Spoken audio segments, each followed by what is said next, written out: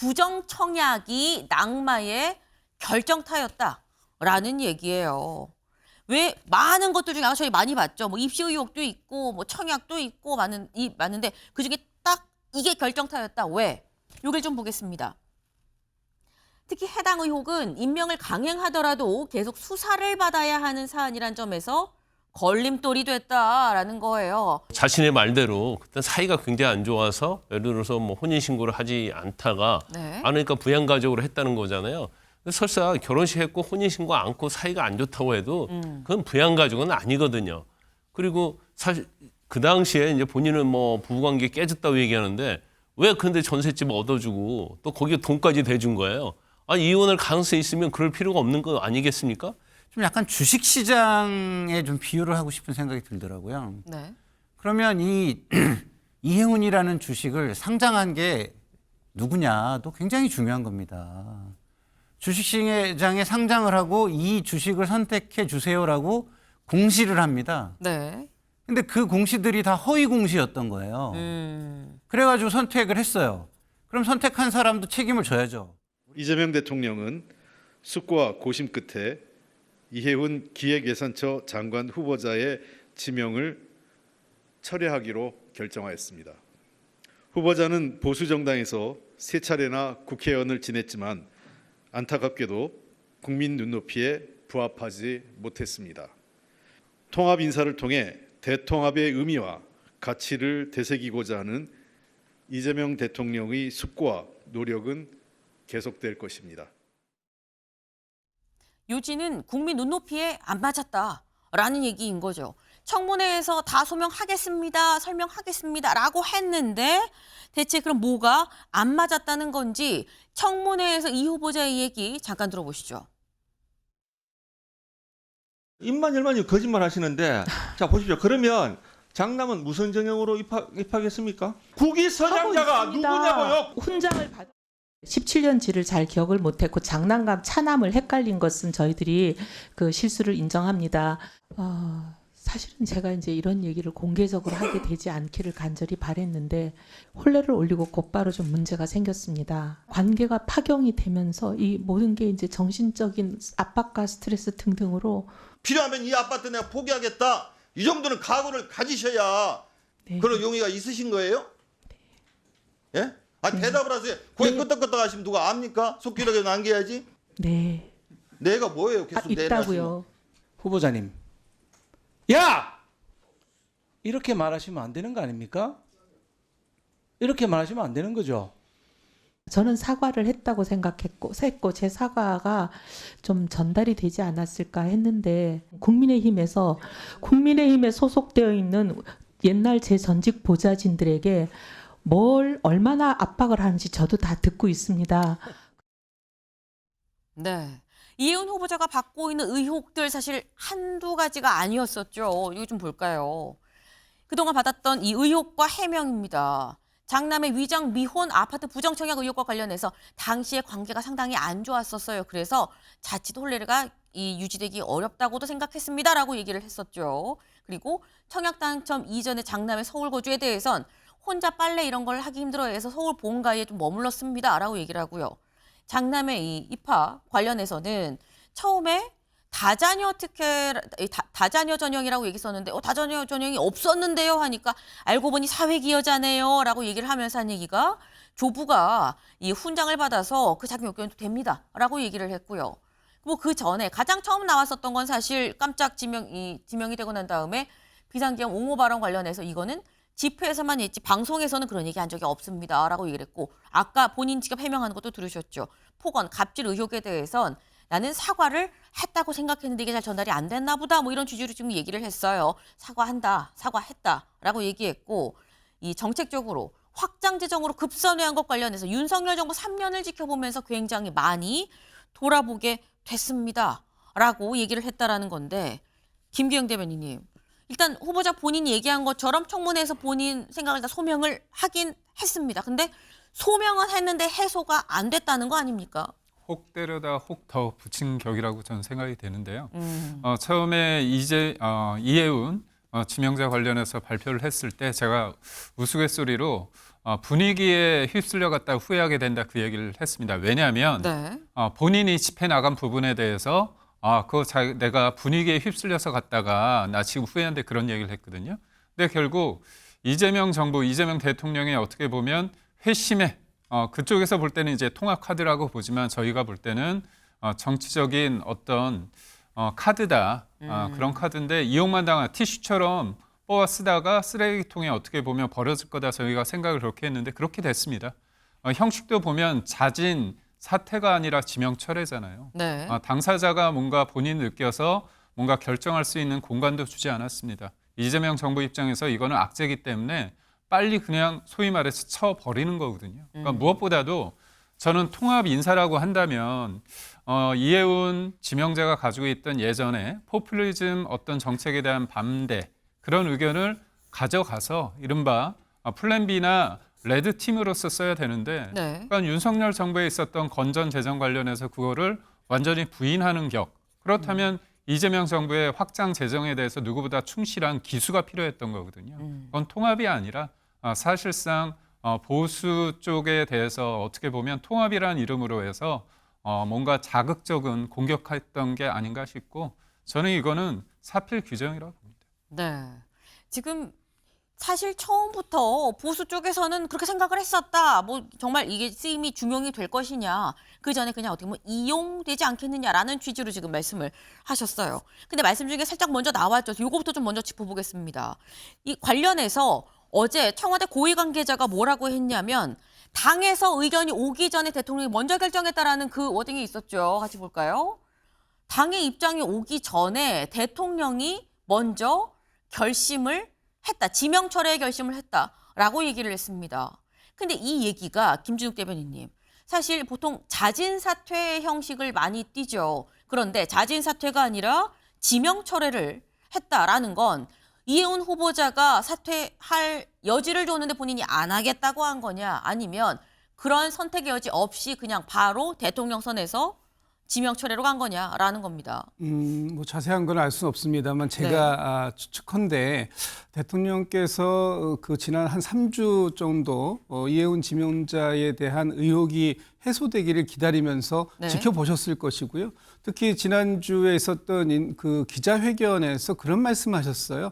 일단 이해운 후보자가 국민들께 어떤 해명을 하는지 들어보자. 그리고 충분하게 그 자리에서 해명이 되는지 여부에 따라서 판단해보겠다라고 하셨던 그 말씀을 보면 이번에 이해운 후보자를 지명했을 때의 통합 명분, 통합 취지 이런 부분들이 그 제대로 빛을 보지는 못한 부분은 아쉬움이 분명히 있겠지만 그럼에도 불구하고 국회 인사청문회라는 것이 국민의 눈높이에서 검증하는 과정인데 그 과정이 상당히 부족했다. 그랬다면 대통령께서 직접 결단하시는 것이 지금 이 문제를 수습하는데 훨씬 더 빠른 지름길이 되지 않겠는가? 또 다른 논란의 여지를 만들지 않게 하겠다라는 의지가 있으신 게 아닌가? 이렇게 저는 해석이 되더라고요. 네. 사실 이 앞서서 본인의 해명을 들어보자는 취지의 기회를 주는 데까지 시간이 상당히 좀 걸렸고 그러면 논란이 커졌고 커진 논란을 빨리 수습을 하려면 대통령이 직접 나서서 거둬들이는 지명 철회를 하는 판단을 한 거 아니겠느냐라는 지금 그런 말씀이에요. 네. 근데 사실 여기서부터 생각을 하면 사실 의혹이 뭐 청문회에서 처음 나온 것도 아니고 그 전부터 나왔던 의혹이 그대로 청문회에 이 도마에 올랐었던 건데 근데 새삼 지명 철회까지라고 생각할 수도 있죠. 청와대에선 이걸 결정타로 본 것 같다라고 한국일보는 얘기를 하고 있습니다. 한국일보에서 같이 보죠. 부동산 입시 의혹으로 부담 가중, 부정청약이 낙마의 결정타였다라는 얘기예요. 왜 많은 것들 중에 저희 많이 봤죠. 뭐 입시 의혹도 있고, 뭐 청약도 있고 많은데 그 중에 딱 이게 결정타였다. 왜? 이걸 좀 보겠습니다. 특히 해당 의혹은 임명을 강행하더라도 계속 수사를 받아야 하는 사안이란 점에서 걸림돌이 됐다라는 거예요. 청와대 관계자가 뭐라고 얘기했느냐? 법적 문제가 걸려 있으면 장관이 되고 나서도 수사를 받아야 하기 때문에 문제가 될 소지가 크다라고 얘기를 했다라는 겁니다. 김광선 변호사님. 이게 청문회에서 해명을 들어서 되면은 되는 줄 알았는데 해명이 안 되더라. 수사받을 상황까지 청와대도 봤다라는 거 아닙니까? 지금 특히 이제 부정 청약과 관련된 부분은 네. 사실 이건 이혜훈 후보자가 변명을 해서 되는 문제는 아닌 것 같아요. 뭐 자신의 말대로 그때 사이가 굉장히 안 좋아서 예를 들어서 뭐 혼인 신고를 하지 않다가 네. 않으니까 부양가족으로 했다는 거잖아요. 근데 설사 결혼식 했고 혼인 신고 않고 사이가 안 좋다고 해도 그건 부양가족은 아니거든요. 그리고 사실 그 당시에 이제 본인은 뭐 부부관계 깨졌다고 얘기하는데 왜 근데 전셋집 얻어주고 또 거기에 돈까지 대준 거예요. 이혼할 가능성이 있으면 그럴 필요가 없는 거 아니겠습니까? 그래서 본인이 굉장히 이제 자충수를 뒀고 저걸 굉장히 피해 가려고 하다가 굉장히 말도 안 되는 소리를 한 거예요. 그런데 지금 우리 부동산 관련해서는 엄청나게 우리 국민들이 민감하거든요. 부동산이 지금 폭등하고 있고 부동산을 가진 자와 가지지 않는 자의 어떤 괴리랄지 네. 그리고 특히 이제 또 그 중에 하나가 또 입시와 관련된 부분인데 입시도 사실은 어떤 정의 차원에서 보면 국민의 정서적 입장에 진짜 맞지 않는 행동을 했다 이렇게 봅니다. 그런데 제가 처음에 이혜훈 후보자를 지명했을 때도 낙동강 오리알이 될 가능성이 크다는 얘기를 제가 방송에서 몇 번 했어요. 그런데 결과적으로 이제 그렇게 이루어졌는데 아까 지명 철회 관련해서 얘기를 했었잖아요. 근데 저는 제가 볼 때는 자진 사퇴를 권유 안 했던 것 같아요. 왜냐하면 자진 사퇴와 지명 철회는 본인에게 미치는 충격이 엄청난 거거든요. 네. 그런데 만약에 자진 철회 안 하면 지명 철회 하겠다 이렇게 얘기하면 자진 사퇴 안 할 이유가 없겠죠.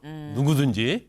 뻔히 자기는 기획수처 장관이 될 수 없으니까. 네. 그런데 아마 대통령실 입장에서는 여러 가지 사안을 보고 민주당에서 의견을 받아볼 필요도 없다 이 정도면.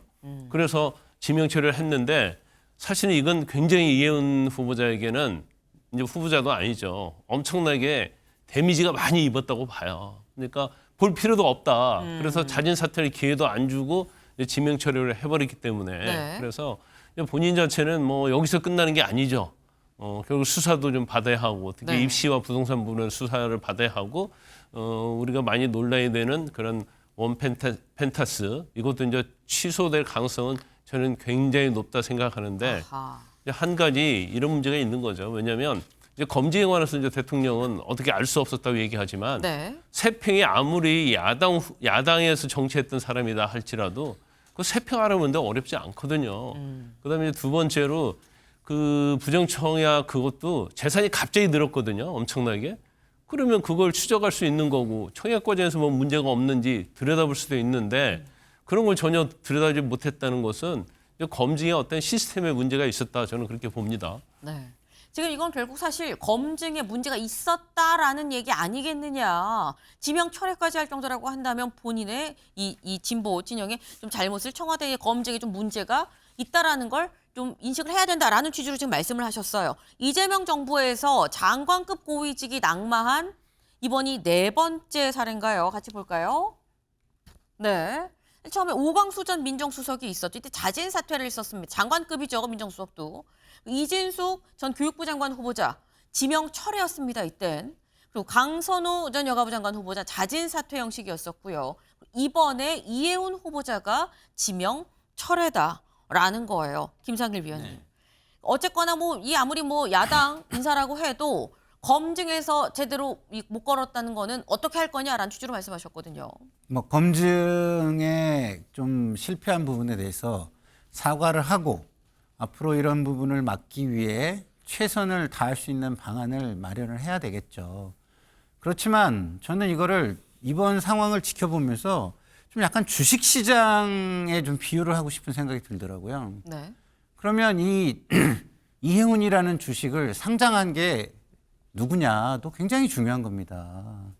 주식시장에 상장을 하고 이 주식을 선택해 주세요라고 공시를 합니다. 네. 근데 그 공시들이 다 허위 공시였던 거예요. 그래가지고 선택을 했어요. 그럼 선택한 사람도 책임을 져야죠. 우리가 주가 조작단한테 당해가지고 허위 공시에 의해서 주식을 선택해서 투자를 해도 책임이 있습니다. 그 검증을 왜 철저히 못했냐. 그렇지만 그렇다고 해가지고 그 주가 조작한 세력을 놔둬서 되겠습니까? 거기도 철저하게 반성을 하든가 앞으로는 허위 공시를 못하게 하든가라는 게 필요하다고 생각하고요. 양쪽 다 저는 이번을 계기로 어떻게 이것을 재발을 방지하고 심기일전할지를 네. 국민께 사과하고 약속을 하고 그리고 철저하게 앞으로 해 나가야 된다고 생각합니다. 네. 우리가 잘못한 건 맞긴 맞는데 우린 주가 조작단한테 당했다라는 말씀이에요. 아니 이거 상장해서 공시한 데가 어디야. 거기서 허위로 공시해서 그거 믿고 우리는 한 거잖아 라는 취지의 말씀이거든요. 김 대변인님. 저희가 잘못했습니다. 그런데 언론에서 문제 제기를 했잖아요. 한 달 동안, 28일 동안. 그렇다면 취소해야죠. 청문회 전과 후에 크게 차이가 난다면 첫째 아들 장남 관련해서 이제 입시 관련된 겁니다. 아빠 찬스 쓰고 아빠가 이제 연세대 사무부 처장 아니었습니까? 입시 관련된 일을 할 수 있는 분이고 할아버지의 훈장으로 인했기 때문에 아빠 찬스와 할아버지 찬스 뒀는데 그 전에 지금 악재는 다 쌓였습니다. 청문회를 안 하더라도 이미 낙마시켜야 될 상황인데 고집 부렸잖아요. 그러면 국민을 이기려고 하는 그 오기가 문제라고 보고 있고요. 다만 국회의원과 장관과는 차이가 있고 우리는 어느 정도 세평 그런 부분을 알았기 때문에 이명박 정부나 박근혜 정부나 그리고 윤석열 정부 때 장관으로 들이지 않았습니다. 그리고 하나 좀 궁금한 게 있습니다. 이해운 네. 전 지명자가 나름대로 전문가, 경제 전문가라고 말씀을 하시는데 전 동의할 수 없는 게 이분이 어떤 법안을 냈습니까? 지금 기억나는 법안이 별로 없습니다. 그렇다면 지금 그럴싸하게 통합의 명분으로서 전문가라고 했지만 KDI 그냥 출신이다 이거 말고는 별게 없었거든요. 결국은 정치적으로 이용하려다가 본인들이 안 되니까 이 책임을 지금의 국민의힘 쪽에 뒤집어 씌우는 거는 좀 부적절하다 이렇게 생각합니다. 네.